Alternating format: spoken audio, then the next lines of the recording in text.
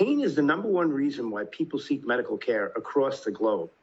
And it's usually because there's some type of causative agent. Something affects your system, and as a result, your body experiences pain. And that's actually a natural protective mechanism. Is over time, if that pain does not go away, then it becomes chronic, and that's not good. How do you know if your pain is caused by a virus or something else? Pain is more or less a symptom. So it's hard to distinguish exactly where it's coming from. There are no biomarkers for pain. We do know that viruses can affect your muscles and your joints and your nerves. And particularly during COVID-19, we've seen this both acute and chronically. We know that when a virus affects the nerve, it can stay in the nerve for a long time, even after your symptoms of the cold or the virus are done. Chicken pox can turn into shingles in certain people when their immune system is compromised. And shingles is a very painful type of nerve pain condition.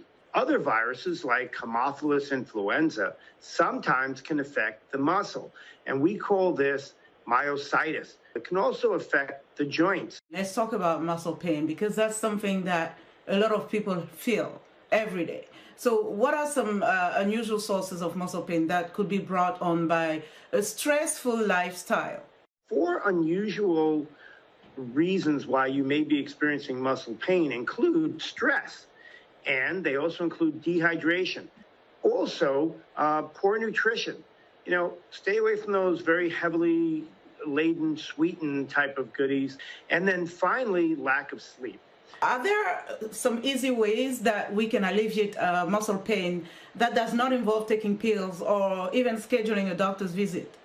You can start off by doing things like pain stretch relieving exercises. So yoga, Pilates, going to the gym. A day at the gym is very good for everyone, and I recommend that to all of my patients. Next, you want to think about stretch breaks.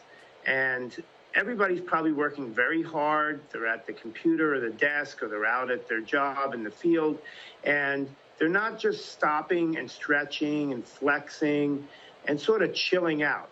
One thing I really like is grounding, and that's when you take your shoes and your socks off and you just, walk around on the grass or on the beach. Topical analgesics or topical pain relievers. You can find them in the various types of consumer outlets or online. And I have one that I helped create called Instaflex. So you rub them right where your muscle or your joint is experiencing pain, and then you can reapply them usually quicker than you're able to take a second dose of an oral over-the-counter pain medication. These affect pain where the pain is being generated from at the site, and the medication does not go throughout your whole body. Does it work quicker than pain pills? Yes, what we find is that when we're looking at the average type of pain pill, you have to swallow it, it has to get digested and then absorbed, and that usually is going to take a certain amount of time, about 45 minutes to an hour. Topical medications work very quickly. You could take them sooner than you need to wait before you can take another dose of an over-the-counter medication. So then when and how should pain medications be used?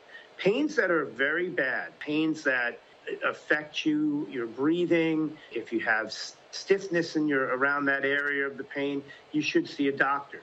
But if you're going to try to heal yourself, which is a very good thing, you want to find out how this pain is affecting your activities of daily living, right? Are you able to get up and go to work? Are you able to bend, etc.?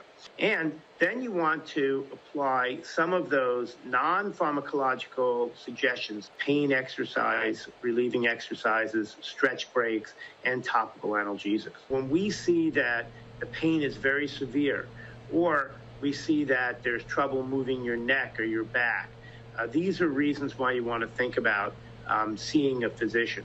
Also, if there's swellingness or redness around that area that's very intense, again, you want to start to think about seeing a physician.